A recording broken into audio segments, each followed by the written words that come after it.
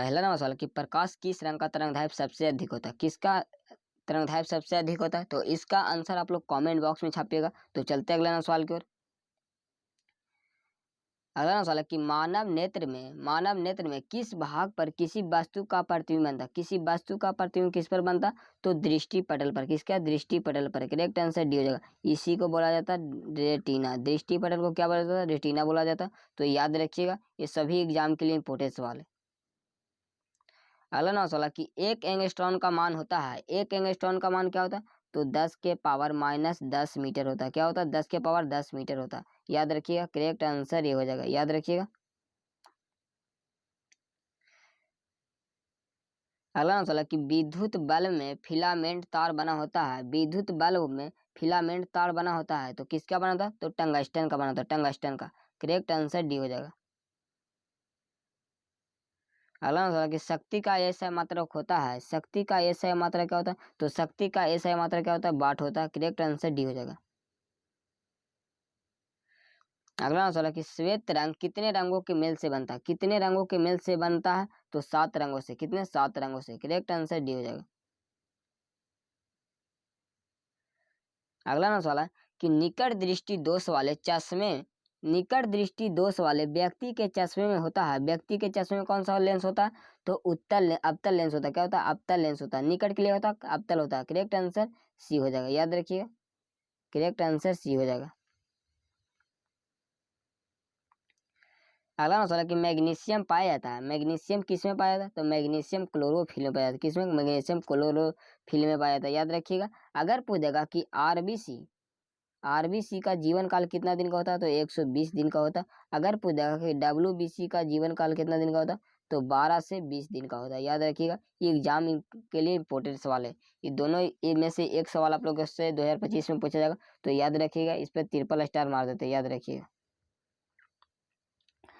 तो अगला नंबर सवाल है कि फूल में नर जनन अंग होता है, फूल में नर जनन अंग होता है, नर जनन अंग क्या होता है, तो पुंकेसर होता है। क्या होता है? पुंकेसर होता है। याद रखिए, करेक्ट आंसर ये हो जाएगा।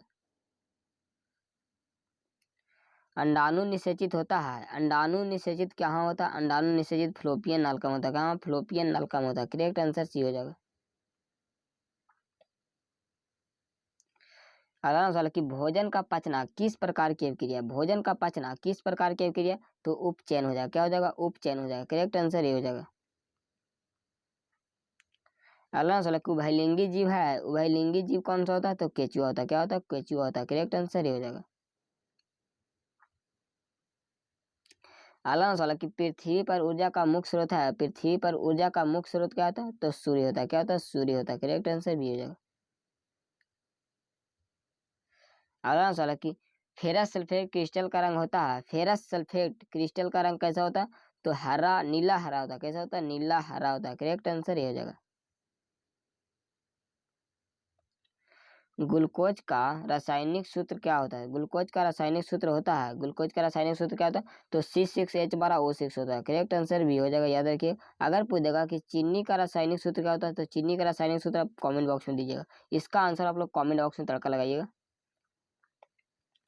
अगला सवाल है कि साधारण ताप पर फास्फोरस का अणुसूत्र होता है, फास्फोरस का अणुसूत्र क्या होता है, तो P4 होता है। क्या होता है? P4 होता है। करेक्ट आंसर डी हो जाएगा। अगला सवाल है कि स्टेनलेस स्टील मिश्र धातु है, स्टेनलेस स्टील मिश्र धातु किसका होता है, तो लोहा का होता है। किसका होता है? लोहा का होता है। करेक्ट आंसर ये हो जाएगा। अगला सवाल है कि फुलेरिन अप्रूफ है, फुलेरिन अप्रूफ किसका होता है, तो कार्बन का होता है। किसका होता है? कार्बन का होता है। करेक्ट आंसर सी हो जाएगा।